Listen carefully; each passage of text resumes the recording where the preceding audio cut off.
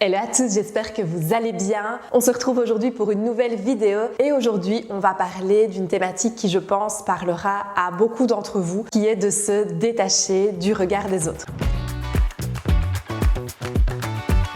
En tant que conseillère en image, le regard des autres, c'est quelque chose que j'entends régulièrement dans les coachings, dans les accompagnements. La peur d'être jugé, la peur d'être différent, peut-être aussi parfois la peur de se démarquer, la peur d'oser un petit peu plus aussi. Et donc bien souvent, la peur du regard des autres nous freine dans certains choix, que ce soit vestimentaires ou parfois ça peut être des choix de vie aussi.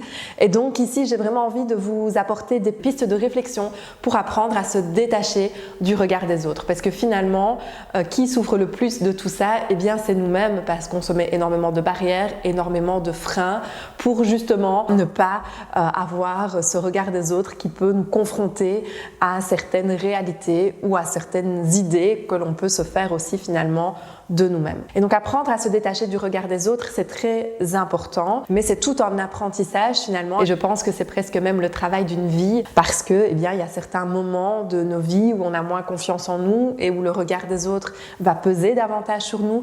Il y a d'autres moments où on va avoir beaucoup plus confiance et là le regard des autres finalement va être moins important. On est toujours aussi sujet à la comparaison, on se trouve toujours moins bien parce qu'on est toujours dur envers nous-mêmes et donc ça va toujours nous rabaisser quelque part. Alors qu'on peut se comparer aussi dans un principe d'amélioration, mais souvent c'est plutôt de la comparaison qui ne nous apporte pas quelque chose de très positif au final. Et donc on vit constamment avec cette peur du regard des autres.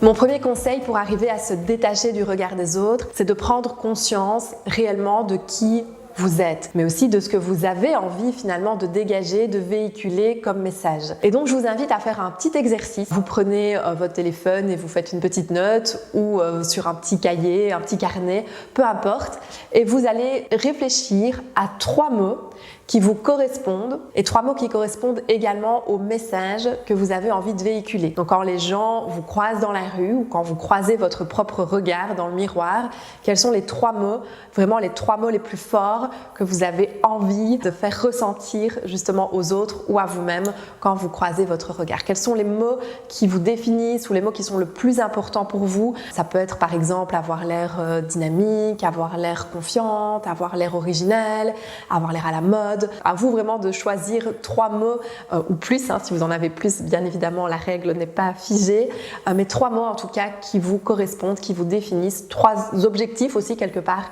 que vous avez envie d'atteindre. Une fois que tu as ces 3 mots, je t'invite à réfléchir à quelle attitude, quel vêtement, quel comportement adopter pour renforcer ces 3 mots.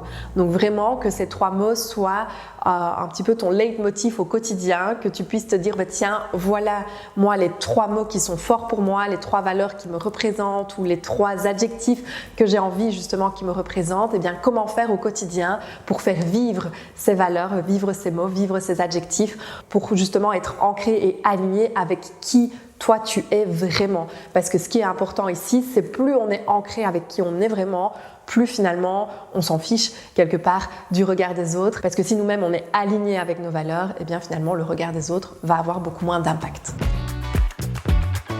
Un autre conseil que je t'invite aussi à mettre en place au quotidien, c'est de te recentrer davantage sur toi et sur toi-même plutôt que sur les autres et leur perception. Il faut savoir que bien souvent, quand on a le sentiment que les autres nous regardent et focalisent leur attention sur nous, il s'agit en réalité d'une fausse croyance. Les autres, bien souvent, sont plutôt concentrés sur eux-mêmes que sur nous.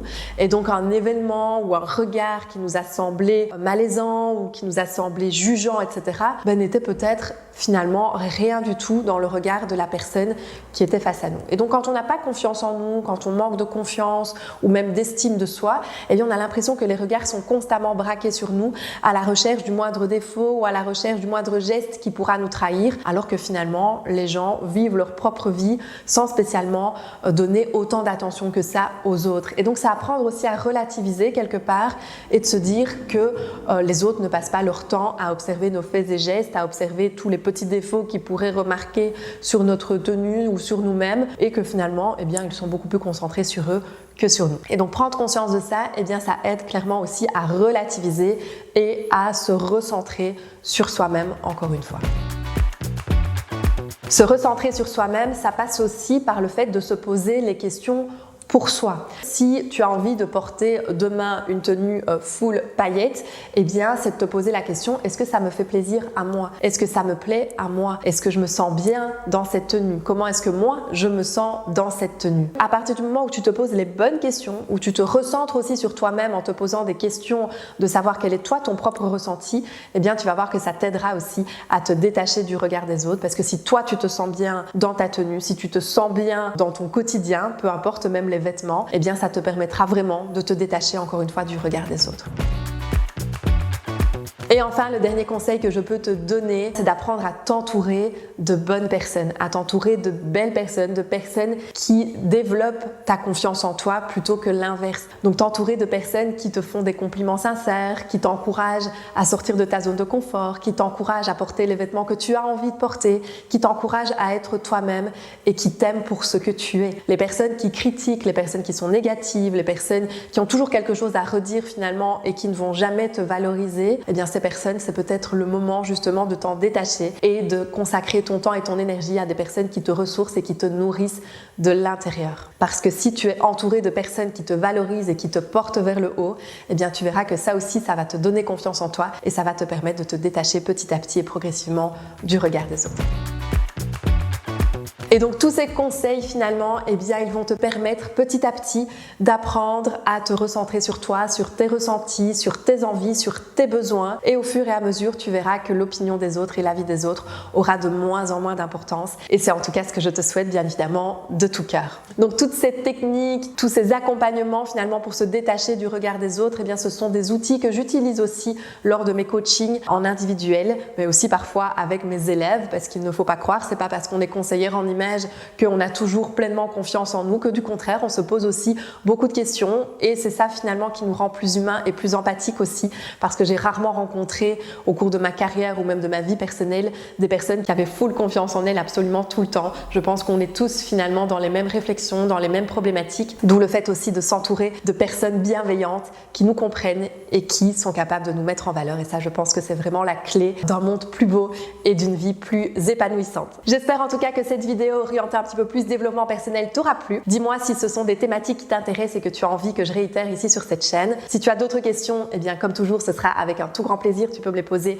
juste ici en dessous en commentaire et nous on se retrouve la semaine prochaine pour une nouvelle vidéo. D'ici là, je te souhaite plein de belles choses, prends soin de toi et je t'embrasse. Bye bye.